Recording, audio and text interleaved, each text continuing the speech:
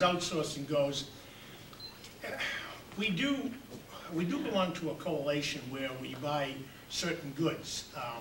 DPW buys asphalt, gravel, fill. They buy their materials through a coalition, and there's probably 5 or 6 towns involved. So we do get a better price when we buy like that, because we're buying a consortium, I should have said rather than coalition, consortium, and we do get a better price on that.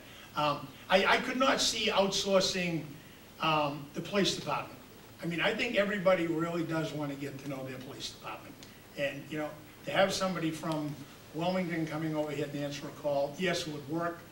They are sworn police officers, but I really think people are much more comfortable with their own police department. And I also feel the same way with the fire department too. Could you have a regional fire department? I guess if you were small enough, you could. I know some towns up in New Hampshire, there's 2 or 3 towns, they have 1. But North Reading is growing. We're even looking at the possibility of an unmanned second base somewhere on the west side of town. So I don't know how we could do that with police and fire, even DPW. Every town has their own roads to take care of. So are you going to have, I'm just going to give an example, 30 workers in North Reading, and 30 workers in Reading, and then 90 in Wakefield to cover the 3 towns? It just wouldn't work, in my opinion. But any way we can save money, I think we should look at. Thank you. And Mr. Messeri. Could you read the question one more time? It was asked for comments on outsourcing of town services and cooperative arrangements with other communities, I assume to save money. Okay, so they were talking about both outsourcing and regionalization. Yes. I think a fair amount of it has been mentioned, but I think there's opportunities in purchasing, there's opportunities in sharing equipment that might, for example, maybe a street sweeper that could be shared between a couple of communities where street sweeper is not used every day of the week. On the regionalization area, there's potential for regional dispatch of public safety. There is regionalization practiced in the school system for special education currently, and perhaps more can be done to minimize the cost of special ed. I think those are the things that come to mind right away. I'm sure that with some thought, there are other opportunities regarding outsourcing and regionalization. Currently, we outsource ALS services, and we're seriously looking at bringing that in-house, which is just the opposite. And the reason for that is that, as it's been proposed, one is that the outsourcing doesn't give us the response time that an emergency might need, and 2 is that there's a potential that once a program is put in place over the long time, some of that would be paid for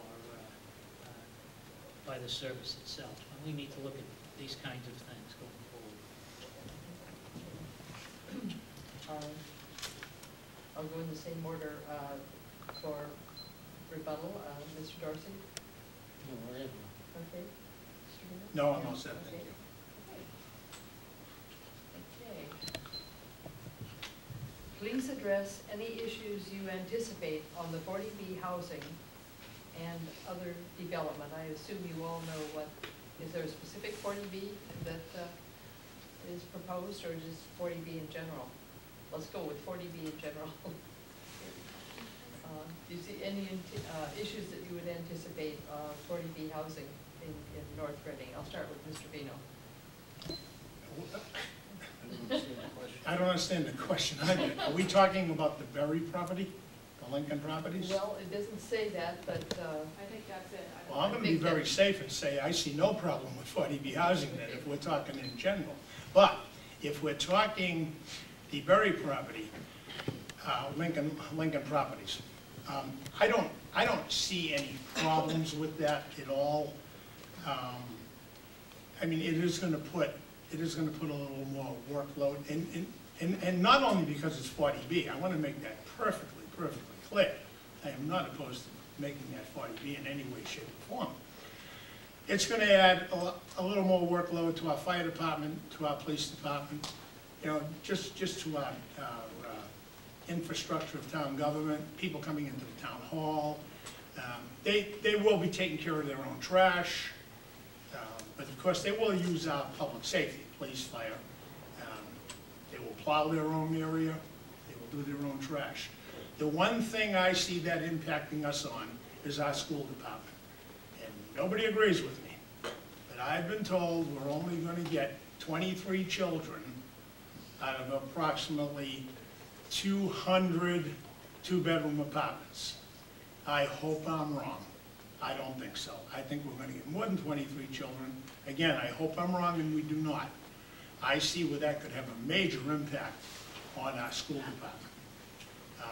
That's the only thing I see that is possibly going to affect the town. And heavens knows our school department is burdened down enough now without an, and it's not going to happen in a week, it's not going to happen in 6 months. But I mean, if we had to add 55 more children, you know, they have to go somewhere. Thank you. Mr. Mosseri. Well, the Berry Center project, if we're focusing on that, is the 40B. It's converted to a 40R. But the bottom line is this.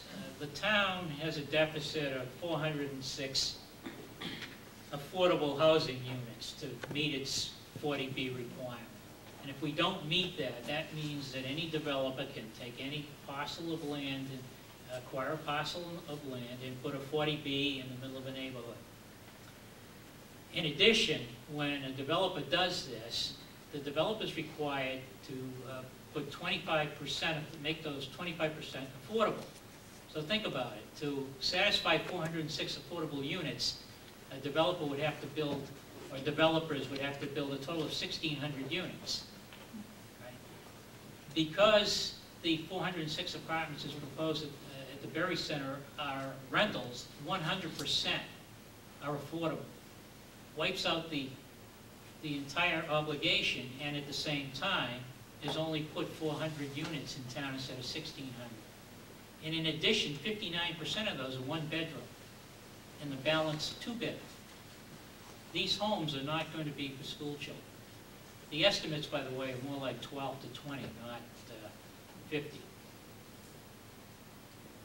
Mr. Dorsey. My concern with the dairy is, what are we going to get for commercial property up there?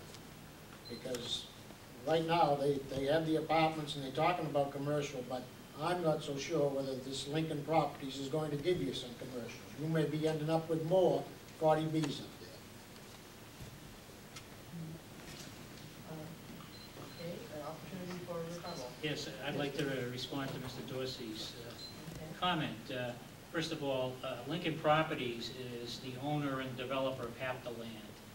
Gutierrez has a purchase and sale agreement with the state, good to 2011, or 2012, I think it is. And under that agreement, they have to put in commercial property. That's a must. It's written into the amendments that were put together as part of the overall sale and purchase and sale agreement of the property. Mr. Reno? I'm all set. And Ms. Grossi? North Reading recently purchased a benchmarking study. How do you believe the town should use this benchmarking in its budgeting? And I'll start with Mr. Mosseri. The acquisition of the benchmarking study centers around looking at and comparing peer communities, and I'm not necessarily talking about communities that are adjacent to us, but communities that have the same demographics and so on and so forth. And it allows you to look in the nitty-gritty detail of how other communities are managing their budgets and their departments and how they're organized. And in fact, if you look at the study, you'll find that, for example, in our school area, which has been growing, right? We're spending we're well below average, state average in spending in the school area per pupil, and yet, you know, we have, in terms of achievement, a much higher level. And by looking at what other communities are doing and trying to get an understanding of how they're managing the school systems and how we are, then the school department certainly can take a look at making improvements. And similarly, police and fire, we have, you know, there's been comments about our overtime being very high. At the same time, if you look at the fire department from the point of view of its cost and what it provides to the community, we're right in the average. We have higher overtime, but we have less employees. And there are things to learn from what other communities are doing associated with that. Same thing with the police and public works. And the intent and why we've signed up for and have spent the money for this is to begin to utilize it as part of this ongoing 3-year plan that we are going to roll forward every year. Mr. Dorsey? I'd like to put a moratorium on studies. We had a fire department study, it cost us $3,500. I believe Mr. Vina was against it. I think if you went down to the professional firefighters and you talked to them, you could have got the same that you got out of here. This thing comes out of New Hampshire, who has no state tax, who has no income tax. They have proposals in here, they say when you send a cruiser to an accident, or you send a fire truck to an accident, you should bill the insurance company. Well, I've been a police officer for 40 years, and I've never got anything out of sending a cruiser. I've never got anything from any insurance companies because I sent a cruiser to cover an accident. That's part of the police work. A moratorium on studies. And Mr. Vina? I guess we know how Mr. Dorsey feels about studies, huh? Not blame you all. Who No, as far as the benchmarking goes, I've never been a big fan of benchmarking, but it does give you something to look at. It doesn't necessarily give you the answers, though, in my opinion, because I can really only compare what's in that benchmark if they're exactly the same as our town. Same contracts, same number of employees, same situation, same benefits. That's the only way I can look at a benchmark. It does give you some idea, though, of what other cities and towns are paying. As far as the operational study that Mr. Dorsey is talking about on the fire department, yes, I was not in favor of that. And I will come right out now and say to you, that's probably one of the worst studies I ever saw. And the town wasted their money on that. And I was not in favor of that at the time. They gave us off-the-shelf answers that were canned answers. They gave us wrong answers in that study. That is that one particular study, though. I was very upset with that study, and I did let the group know it. And when we had a chance to meet with them, I did ask to meet with them personally with the selectmen, and I was refused by them. So, but that's a separate situation. As far as benchmarking goes, it does give you something to look at. I can't call it, I go by gospel, but it gives you an idea of what other cities and towns are spending. Any rebuttals? Okay, I'll start with Mr. Mosier. I'd just like to say that, you know, I'm a strong supporter of benchmarking. I'm not necessarily a strong supporter of studies for this and that and everything else. I was disappointed with the fire study. I think we learned something from it, and you know, going forward, we need to be more careful and more selective in defining exactly what we're trying to accomplish before we spend money on a study. Okay, Mr. Dorsey. Could we at least get an outfit from Massachusetts to do the study? And Mr. Vina? No, I'm all set. Okay.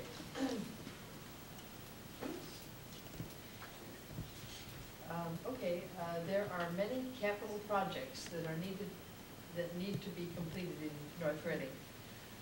What three are the most important, and how can they be funded? I'll start with Mr. Dorsey. 3 capital projects. Yeah. Could you give me the question again? I just read them, I don't. Yeah. There are many capital projects that need to be completed in North Reading, not specific.